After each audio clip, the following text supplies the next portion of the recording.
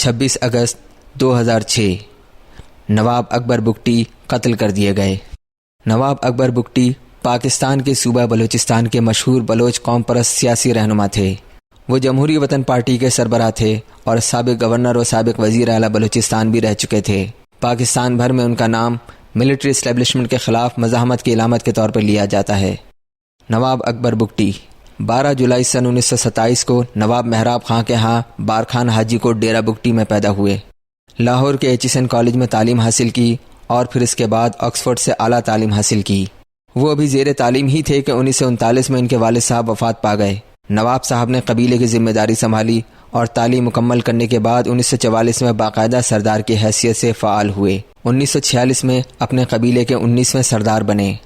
28 نومبر سن 1946 کو مری بگٹی قبیلے کے 2 سردار دودہ خان مری اور نواب اکبر بگٹی صاحب نے ایک درخواست کے ذریعے برطانوی حکومت سے مطالبہ کیا کہ ان کے قبائلی علاقے بھی قلات فیڈریشن میں شامل ہونے چاہیے، کیونکہ اس وقت بلوچستان کے 2 حصے تھے، قلات اور برٹش بلوچستان۔ اگرچہ انہیں ابتدائی دنوں میں سیاست کا شوق نہیں تھا، لیکن سن 1947 میں برطانیہ کے زیر انتظام بلوچستان کی پاکستان یا انڈیا میں شمولیت کے سوال پر جو محدود ریفرنڈم ہوا، اس میں انہوں نے پاکستان کے حق میں ووٹ ڈالا تھا۔ سن 1949 میں انہوں نے حکومت پاکستان کی خصوصی اجازت سے پاکستان سول سروس اکیڈمی سے PAS کا امتحان دیے بغیر تربیت حاصل کی۔ اس امتحان کو اب CSS کہا جاتا ہے۔ بعد میں وہ سندھ اور بلوچستان کے شاہی جرگہ کے رکن نامزد ہوئے۔ 1951 میں بلوچستان کے گورنر جنرل کے مشیر مقرر ہوئے۔ سن 1958 میں وہ ڈاکٹر خان کی جماعت ریپبلک میں شامل ہو گئے اور فیروز خان نون کی کابینہ میں دفاع اور داخلہ کے وزیر مملکت مقرر ہوئے۔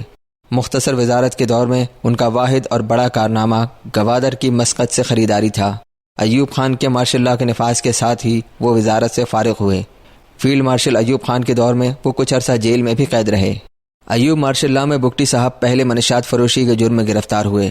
جب یہ الزام ثابت نہ ہوا تو ان پر ان کے چچا ہیبت بگٹی کے قتل کا الزام لگایا۔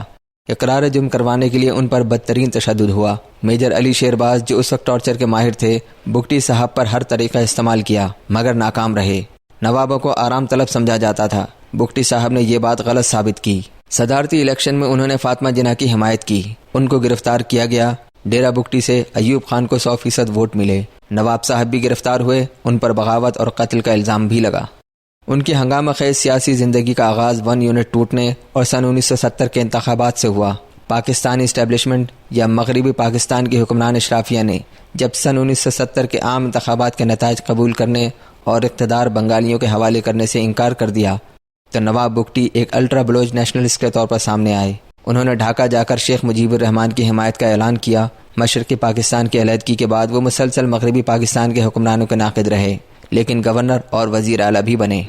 جب عطا اللہ مینگل بلوچستان کے وزیر اعلیٰ بنے تو نواب بگٹی کے ان کی سیاسی قیادت سے اختلافات ہو گئے۔ 1973 میں جب ذوالفقار علی بھٹو نے اس سیاسی جماعت کی حکومت کو برخاست کیا تو اکبر بگٹی کو صوبہ کا گورنر مقرر کیا۔ وہ 10 ماہ گورنر رہے، لیکن بعد میں ذوالفقار علی بھٹو سے بھی اختلافات کی بنا پر مستعفی ہو گئے۔ 1977 میں انہوں نے ایئر مارشل اصغر خان کی سربراہی میں قائم تحریک استقلال میں شمولیت اختیار کی۔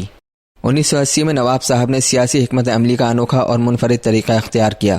انہوں نے مارشل لا حکومت پر سیاسی دباؤ ڈالنے کی کوشش کی اور ضیاء کے دور میں اردو بولنے سے انکار کر دیا۔ انہوں نے ہر جگہ اپنی مادری زبان میں تقریریں کی۔ پھر 1988 کے انتخابات میں اردو بولنا شروع کیا۔ 1988 کے انتخابات میں نواب صاحب نے آزادانہ طور پر حصہ لیا۔ انہوں نے بلوچ نیشنل الائنس کی رہنمائی کی اور انتخابات میں کامیابی کے بعد وزیر اعلیٰ بلوچستان مقرر ہوئے۔ 1988 میں اکبر بگٹی نواز شریف سے اتحاد کر کے بلوچستان کی صوبائی اسمبلی کا رکن منتخب ہوئے۔ فروری 1989 سے اگست 1990 تک وہ بلوچستان کے منتخب وزیر اعلیٰ رہے۔ تب بے نظیر بھٹو نے بلوچستان کی اسمبلی کو تحلیل کر دیا۔ 1993 کے عام انتخابات میں وہ ڈیرہ بگٹی سے اپنی نئی جماعت جمہوری وطن پارٹی کا رکن قومی اسمبلی منتخب ہوئے۔ تاہم انہوں نے 1997 اور 2002 کے انتخابات میں حصہ نہیں لیا۔ 1992 میں اپنے وارث سلیم بگٹی کے قتل کے بعد وہ کوئٹہ اسلام آباد واپس نہیں آئے، بلکہ انہوں نے عملی سیاست سے کنارہ کشی اختیار کر لی تھی۔ اس دوران ان کا وقت اپنی لائبریری میں گزرتا۔ ایک طرف نواب اکبر بگٹی کی زندگی کا جابر اور ظالم قبائلی سردار والا روپ کہ جس نے 12 سال کی عمر میں اپنی زندگی کا پہلا قتل کیا تھا، لیکن وہی نواب اکبر بگٹی ہی تھے جنہوں نے ابراہیم لنکن کی طرز پر 1948 میں بگٹی قبائل کے قبضے میں موجود ہزاروں غلاموں کو آزاد کرنے کا حکم دیا تھا۔ نواب اکبر بگٹی کے اہم سیاسی کردار کا آغاز سن 2005 میں ہوا، جب پاکستان کی مرکزی حکومت نے ساحل بلوچستان پر ترقیاتی منصوبوں کا اعلان کیا تھا۔ اس پر نواب صاحب نے ساحل اور وسائل کی حفاظت کا نعرہ لگا کر مزاحمت کا اعلان کیا۔ ایک سال کے دوران انہوں نے کئی بار مرکزی حکومت کے نمائندوں سے مذاکرات کیے جو ناکام رہے۔ نواب اکبر بگٹی پڑھے لکھے اور برجستہ فکرے کسنے والے شخص تھے۔ چہرے پر ہلکی سی طنزیہ مسکراہٹ سجائے نواب اکبر بگٹی پنجاب کی استحصال پسندانہ پالیسیوں پر تنقید کرتے، مگر ساتھ ہی ان میں اتنا حوصلہ اور برداشت بھی تھا کہ وہ اپنے اعتراضات پر مدلل جواب سنتے اور بعض اوقات اس کو سراہتے بھی تھے۔ سن 2005 سے سن 2006 تک بگٹی صاحب اور حکومت وقت کے تعلقات کشیدہ ہوئے۔ اس کشمکش کے دوران ڈاکٹر شازیہ کا واقعہ پیش آیا، جس نے جلتی پر تیل کا کام کیا۔ Doctor Shazia Pakistan petroleum limited میں ملازم تھیں، ادارے کی سیکیورٹی فوج کے حوالے تھی۔ ڈاکٹر شازیہ کے مطابق پاک آرمی کے کیپٹن حماد نے اسے جنسی زیادتی کا نشانہ بنایا تھا۔ جنوری 2005 میں ڈاکٹر شازیہ کیس نے پورے بلوچستان میں آگ لگا دی۔ 7 جنوری 2005 کو بگٹیوں نے گیس پائپ لائن اڑا دی، جس سے پاکستان میں گیس کی سپلائی معطل ہو گئی۔ 7 جنوری 2005 سے 11 جنوری تک راکٹ حملوں میں پاکستان پیٹرول لمیٹڈ PPL کو 230 ملین روپے، جبکہ گیس سپلائی معطل ہونے سے پاکستان کو 120 ملین روپے کا یومیہ نقصان ہوا تھا۔ پرویز مشرف پر بلوچستان میں حملہ ہوا، الزام بگٹی صاحب پر لگا، ان کے گھر پر بمباری ہوئی۔ 17 مارچ کو سانحہ ڈیرہ بگٹی پیش آیا۔ ڈیرہ بگٹی میں گھروں پر بمباری کی گئی، جس میں 70 سے زائد افراد شہید ہوئے۔